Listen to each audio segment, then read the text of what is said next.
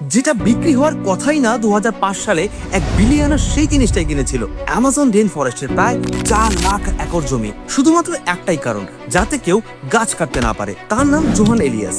Amazon rain ফরেস্টের প্রায় 4 lakh acre জায়গা, যা প্রায় লন্ডন শহরের সমান।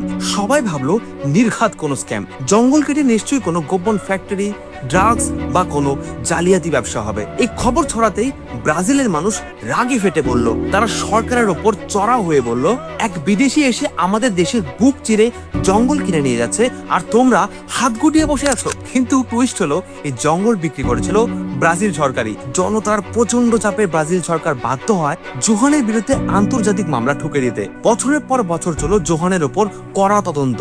সবাই শুধু ওনার একটা অপরাধের প্রমাণের অপেক্ষা করছিল, কিন্তু রায় বেরোতেই সবাই অবাক হয়ে যায়। জানা যায় জোহান একদম ক্লিন। তিনি কোনো ব্যবসা করতে নয়, বরং চোরা শিকারীদের হাত থেকে গাছপালাগুলোকে বাঁচাতে তিনি পুরো জঙ্গলটাই নিজের নামে কিনে নিয়েছিলেন। আজও তিনি স্থানীয় আদিবাসীদের সাথে কুলার্থ নামের একটি চ্যারিটি চালিয়ে পৃথিবীর হাজার হাজার একর জঙ্গল এইভাবেই বাঁচিয়ে চলেছেন।